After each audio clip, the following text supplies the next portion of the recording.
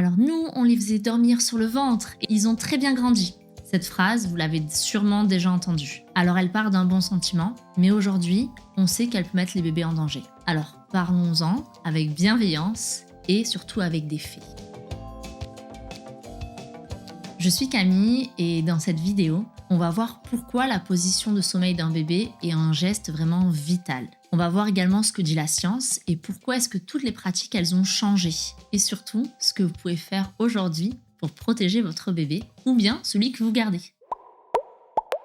Déjà, on va commencer par un petit retour historique. Pourquoi est-ce qu'avant on dormait sur le ventre? Pendant des décennies, les bébés ils étaient couchés sur le ventre. Sûrement vous, vos parents. Ça semblait normal. Pourquoi? Parce que ça réduisait les réveils. Ça réduisait le réflexe de Moro et ça permettait un sommeil qui était plus long, du moins en apparence. Alors attends, déjà on va reprendre un petit peu du vocabulaire.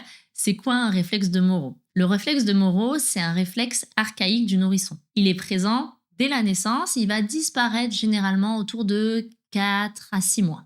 C'est une réaction vraiment involontaire du système nerveux du bébé face à une espèce de sensation un peu soudaine. Ça peut être un peu comme une chute, un bruit fort, un changement brutal de position. Et c'est un petit peu comme lorsque tu commences à t'endormir, tu sais que tu es en train de rêver, tu as l'impression de chuter et d'un seul coup tu bouges. Sauf qu'en fait, chez ton bébé, c'est très souvent. Et ça, c'est quand il dort, pas juste quand il s'endort. Donc comment est-ce que ça se manifeste? Ça peut arriver quand un bébé il est un peu surpris. Ça peut être un tout petit peu, un petit bruit, un petit mouvement brusque. Ça peut être une lumière un peu soudaine. Ça peut être une perte de contact. Et donc en fait, il va réagir avec une séquence qui est typique en 3 phases. La première chose, il va ouvrir rapidement les bras, comme s'il cherchait à s'agripper à quelque chose. Et souvent, vous allez voir le bébé qui dort et d'un coup faire. Puis après, il va étendre le cou, ouvrir les mains vraiment. Puis après, il va ramener un petit peu les bras vers le centre du corps. Et c'est à ce moment-là, généralement, qu'il va se mettre à pleurer. Alors, pourquoi est-ce que ce réflexe, il existe, s'il réveille en fait nos bébés? C'est quoi le but? En fait, c'était un réflexe de survie primaire. Ça a été hérité de nos ancêtres. Et donc, ce réflexe, il aidait les nouveau-nés à s'agripper à leur mère en cas de chute ou de perte de contact. Et pourquoi est-ce que c'est vraiment important pour le sommeil? Quand un bébé il est couché sur le dos, qui s'endort, en fait, il peut déclencher ce réflexe au moindre petit mouvement, au moindre petit bruit. Et ça va faire des réveils fréquents. Alors, il faut savoir quand même que ce réflexe-là, c'est un bon signe. Ça veut dire quand même que son système nerveux, il se développe normalement. Donc, il est bien, ce réflexe. Mais forcément, quand on couche le bébé sur le ventre, le réflexe, il était inhibé. Et ça masque les signes de détresse. Et le problème, c'est que cette pratique, elle a été largement encouragée jusqu'à peu près aux années 80-90.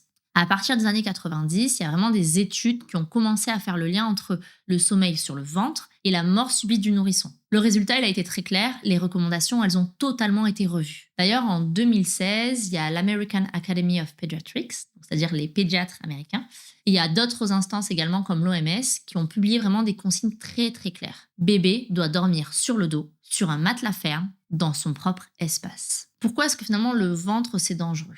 Dormir sur le ventre, ça peut augmenter un risque parce qu'il y a des obstructions au niveau des voies respiratoires. Ça peut également avoir une mauvaise oxygénation cérébrale. Parce qu'en fait, il n'est pas obligé de s'étouffer, mais il peut juste avoir moins d'oxygène. Et également, en fait, il y a des réveils qui sont beaucoup plus difficiles en cas de danger. Donc forcément, en fait, notre petit réflexe de Moro, il est considéré comme gênant, mais en réalité, il était vraiment protecteur. Sur le dos, vraiment, ce réflexe, il alerte bébé s'il y a un inconfort. Sur le ventre, ce réflexe-là, il est inhibé. Et ce qui va vraiment empêcher bébé de réagir s'il a du mal à respirer. Jusqu'à environ 4 mois, c'est vraiment la période la plus critique. Parce que bébé, il n'a pas encore assez la force musculaire pour tourner la tête efficacement si jamais il est gêné. Après 4 mois, on voit vraiment que ça se développe. Et c'est pour ça que si bébé, à un moment, est sur le ventre par lui-même, on ne va pas s'amuser à le retourner sur le dos obligatoirement.